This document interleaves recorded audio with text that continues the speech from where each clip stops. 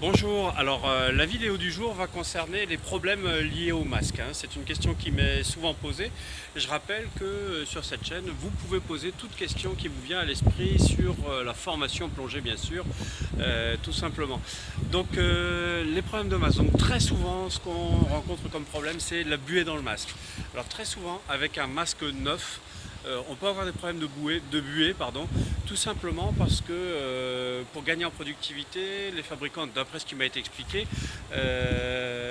gagnent en temps de séchage, si bien qu'il y a toujours un petit enduit résiduel qui provoque de la buée. Donc pour l'enlever, les bonnes vieilles recettes de grand-mère, ça peut être bien sûr avant d'aller à l'eau de saliver dedans, mais justement avec un masque neuf ça ne suffit pas toujours. Donc ce qui peut être pas mal, c'est d'enduire le verre mais aussi la jupe dentifrice qui est légèrement abrasif et de frotter pour faire disparaître justement le petit vernis résiduel. Une autre solution, une technique bien connue, ça peut être celle du briquet passé sur les verres. Attention à ne pas brûler la jupe, ce serait dommage. Enfin, une autre solution aussi, ça peut être en complément des deux techniques abordées juste avant, de mettre son masque au lave-vaisselle, pourquoi pas pré-enduit de pâte dentifrice.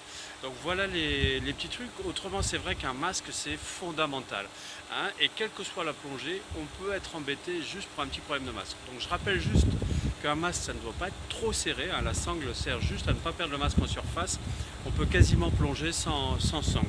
Pour les problèmes de sangle, c'est simple, si on a une sangle qui casse, il vaut mieux avoir une sangle de rechange, ou alors tout simplement les petits colliers plastiques, les colliers d'Iserflex ou Rislan, les petits colliers plastiques, ça peut dépanner, comme j'ai déjà dit dans une vidéo précédente. Moi j'ai déjà dépanné un masque de cette façon pendant plusieurs mois. Ensuite, attention à ne pas abîmer la jupe. Moi ça m'est arrivé une fois d'avoir une jupe qui était pincée, qui était coupée, et donc là c'est vidage de masque perpétuel, ou plutôt remplissage de masque perpétuel. Donc pour ça, quelques petits conseils, ça peut être de mettre le masque dans une boîte de façon à éviter qu'il prenne des chocs. Par contre, cette boîte, attention à ce qu'elle ne soit pas étanche, parce que si de l'eau y réside, ça veut dire que peu à peu vous allez avoir de la moisissure dans le masque. Donc avant stockage, il est toujours bien préférable, bien sûr, de rincer son masque et de le faire sécher. Si vous avez de la moisissure, la gratter, bien sûr vous pouvez aussi recourir à un bain d'eau de javel, mais attention, le bain d'eau de javel ça a tendance à faire jaunir le silicone transparent. Donc attention aussi, vous pouvez tout à fait, quand vous avez un masque qui vous va bien, en prévoir un deuxième, ce qui vous permet d'avoir un masque de secours.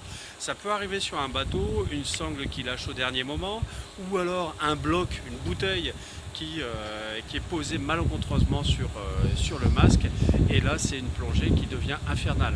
Même pour les plongeurs les plus chevronnés, un problème de masque ça devient ingérable, ne serait-ce que la buée. Si vous êtes perpétuellement obligé de faire des vidages de masque pour pouvoir voir quelque chose, tellement la buée vous empêche de voir quelque chose, ça devient très très gênant. Donc la solution du masque de secours, qui est rendu obligatoire en plongée tech, tellement à grande profondeur, pour des longues durées de décompression, il devient difficile de gérer une plongée sans masque, sans pouvoir lire les instruments surtout.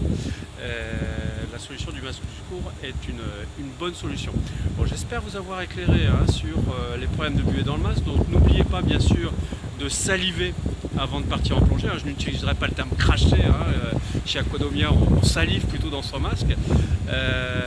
Ou alors vous avez aussi les petits sprays qui sont vendus, qui sont efficaces également, bien sûr, qui génèrent un nouveau budget, une nouvelle habitude.